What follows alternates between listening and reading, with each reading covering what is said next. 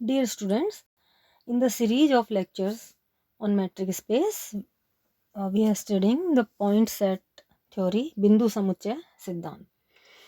तो यहाँ सबसे पहले हम कुछ और डेफिनेशंस देखते हैं। Interior point of a set, समुच्चयों का आंतरिक बिंदु। Any point alpha of a set is called an interior point of the set if there exists at least one neighborhood of alpha which is contained in S. It means किसी समुच्चय S का कोई एक बिंदु alpha S का आंतरिक बिंदु कहलाता है यदि अल्फा का कम से कम एक ऐसा प्रतिवेश है जो S में अंतर्विष्ट हो। अर्थात अल्फा अगर S का एलिमेंट है और S का एक आंतरिक बिंदु है, तो इसका मतलब हुआ कि there exist some epsilon greater than 0 such that alpha minus epsilon alpha plus epsilon, ये जो इंटरवल है ये सबसेट होगा S का, या एंटायरली इसमें S में लाई करता है। अगर एग्जांपल लें इसका, तो किसी विवरित अंतराल का प्रत्येक बिंदु उसका आंतरिक बिंदु होता है क्योंकि वो उसमें ही लाई करेगा। इसी तरह से R का प्रत्येक बिंदु उसका आंतरिक बिंदु होता है। अब आता है इंटीरियर ऑफ ए सेट, समुच्चय का इंटीरियर क्या कहलाता है? The set of all interior points of a set S is called interior of the set S। समुच्चय S के सभी आंतरिक बिंदुओं का समुच्चय S का अभ्यंतर कहलाता है। इसके बाद अपन आते हैं ओपन सेट पे। ओपन सेट क्या होता है? Open set, if every point of any set S subset of R is its interior point then S is called open set. तो क्या हुआ ओपन सेट कि इसका प्रत्येक बिंदु अगर सेट का इंटीरियर पॉइंट है तो उससे हम ओपन सेट कहेंगे। तो इसको यूं कह सकते हैं अपन कि S एक विवृत समुच्चय है यदि X belongs to S implies that there exists epsilon greater than 0 such that X minus epsilon X plus epsilon is a subset of S। यानी S अपने प्रत्येक बिंदु का प्रतिवेश है। अगर इसका कोई एग्जाम्पल ले लें अपन, तो प्रत्येक विवृत अंतराल AB एक विवृत समुच्चय होता है परंतु संवृत अंतराल नहीं होता है, और फाई भी एक ओपन सेट है। Q रैशनल नंबर का सेट विवृत अंतराल नहीं है, रियल नंबर का सेट विवृत अंतराल है। कोई भी फाइनाइट सेट कभी ओपन सेट नहीं होता है। तो ये तो कुछ डेफिनेशंस थी। अब अपन ओपन सेट पे कुछ थ्योरम्स देखते हैं। The union of an arbitrary family of N open set is open set. अर्थात विवृत समुच्चय में प्रत्येक समुदाय का संघ भी एक विवृत समुच्चय होता है। मान लो Sn, कोई प्रूफ के लिए अपन मान लेते हैं Sn, n belongs to n natural number है, ये विवृत समुच्चयों का एक समुदाय है तथा S is a union of Sn, n belongs to n, ये कोई फैमिली ले ली अपन ने। अब मान लो X belongs to S which implies that X belongs to Sm किसी m बिलोंग्स टू n के लिए। यानी X अगर S में है तो इन यूनियन जो अपन ने Sn ली, इनमें से किसी में तो होगा ही, तभी उसके यूनियन में आएगा। तो मान लो M के लिए है तो X बिलोंग्स टू Sm। इसका मतलब क्या हुआ कि there exist epsilon greater than 0 such that X minus epsilon X plus epsilon is a subset of Sm और which is a subset of S। क्योंकि Sm एक विवृत अंतराल है इसलिए इसका प्रत्येक जो अवयव है वो एक इंटीरियर पॉइंट होगा, इसलिए जो इंटरवल बन रहा है ये Sm को बिलोंग करेगा। Sm S को बिलोंग करता है, S का सबसेट है। इसका मतलब X S का भी एक आंतरिक समुच्चय हो गया। Sm का तो अपने को पता ही है, लेकिन अब जब ये S में है तो फिर S का भी हो गया है। इसका मतलब S भी एक विवृत अंतराल है।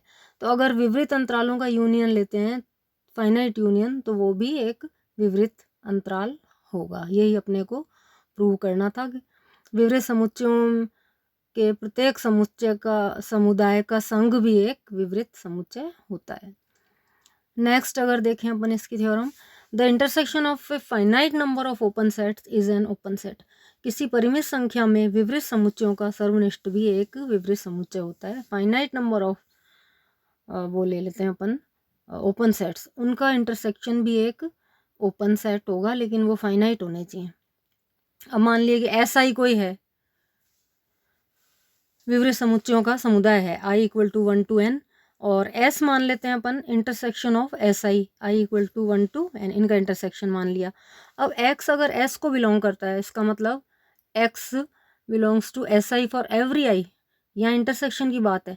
तो s में अगर x है तो वो हर एस आई में होगा, s1 में भी होगा, s2 में भी होगा, sn तक सब में होगा।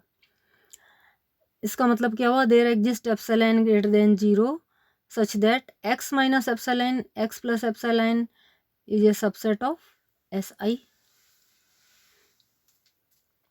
क्योंकि si जो है वो ओपन सेट है, इसलिए ऐसे एप्सिलॉन एग्जिस्ट करेंगे जिसके लिए कि x minus epsilon x plus epsilon si को बिलोंग करेगा, क्योंकि प्रत्येक si जो है विवृत अंतराल है।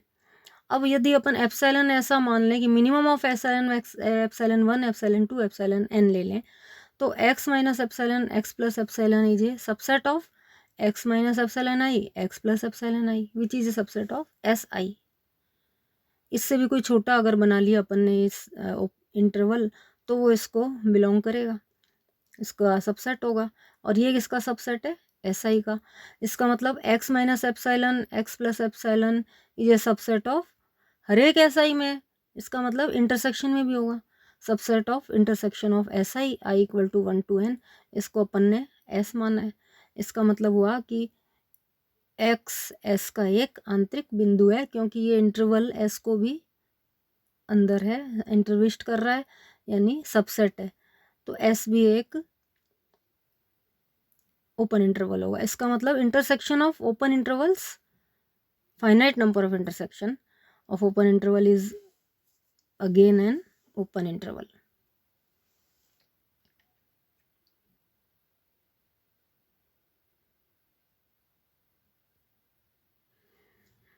इसी तरह से अगर एक थ्योरम अपन लेंगे, any subset S of R is an open set if and only if its complement is closed, that is S is open implies that complement of S is closed। R का कोई उपसमुच्चय S विवृत अंतराल है यदि और केवल यदि इसका पूरक समुच्चय S बार से डिनोट कर सकते हैं, या अलग अलग तरह से इसका अपन नोटेशन ले सकते हैं। तो S विवृत है, इसका मतलब हुआ कि इसका कॉम्प्लीमेंट्री पूरक समुच्चय संवृत होगा। तो अब दोनों तरह से प्रूव करना है। अब प्रतिबंध आवश्यक है, माना कि S एक विवृत अंतराल है, विवृत समुच्चय है, तथा S का पूरक समुच्चय S बार है। माना कि X पूरक समुच्चय S बार का एक सीमा बिंदु है, ठीक है। तो अब हमें ये सिद्ध करना है कि X belongs to S bar. मान लो संभव हो कि X does not belongs to S bar, तब X बिलोंग्स टू S परंतु S विवृत है।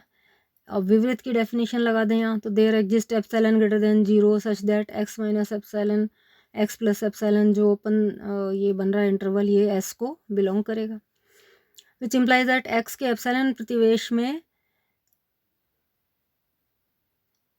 S बार का कोई भी बिंदु नहीं है, क्योंकि ये जो इंटरवल है ये एंटायरली S में एग्जिस्ट कर रहा है, तो S बार के पॉइंट तो इसमें होंगे ही नहीं, विच implies that x is not a limit point of S बार, जबकि ज़रूरी है लिमिट पॉइंट के लिए कि उस सेट का एक न एक एलिमेंट यहाँ इसके ओपन इंटरवल में होना चाहिए।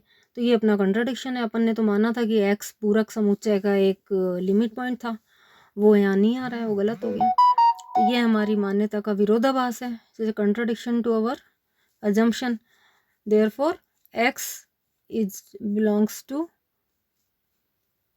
S बार यानी complementary of S, which implies that अगर उसको बिलोंग करता है तो S बार जो है वो कॉम्प्लीमेंट्री ऑफ S, पूरा S जो है वो क्लोज्ड हो जाएगा। तो अगर S ओपन है, विच इम्प्लाइज दैट S बार या कॉम्प्लीमेंट्री ऑफ S या पूरक S जो है वो संवृत हो जाएगा। इसका अगर उल्टा मान लें अपन कि माना एस संवृत है तथा एक्स बिलोंग्स टू एस, तब X does not belong to S bar. अगर उल्टा लेके चलें कि एस बार संवृत है तो एक्स को एलिमेंट अगर एस में ले लेते हैं तो X does not belong to S bar को बिलोंग नहीं करेगा।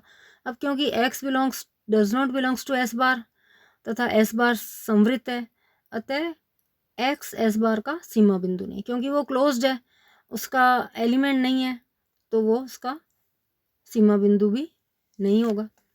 अतः एक्स का कम से कम एक प्रतिवेश X minus one epsilon X plus epsilon विद्यमान होगा जिसमें एस बार का कोई बिंदु नहीं होगा। अतः x minus epsilon X plus epsilon ये सबसेट ऑफ एस का कोई भी बिंदु नहीं है, तो फिर वो एस में चला जाएगा। देयरफॉर एस जो है वो ओपन होगा। तो ये थ्योरम्स थी, कुछ और अपन आगे स्टडी करेंगे। तो पहले आप डेफिनेशंस थोड़ा क्लियर कर लीजिए, उसके बाद स्टेप बाय स्टेप चलते जाएंगे तो थ्योरम्स भी क्लियर हो जाएंगे। यहाँ अगर एक अपन एग्जांपल लें कि आर जो है कॉम्प्लीमेंट्री ऑफ आर, पूरक आर क्या होता है फाई, और फाई का पूरक क्या है आर, अतः आर और फाई दोनों संवृत भी हैं और दोनों विवृत भी हैं। ठीक है ना। तो अब आप एक बार थोड़ा सा पढ़ के देखिए इसको। Thank you.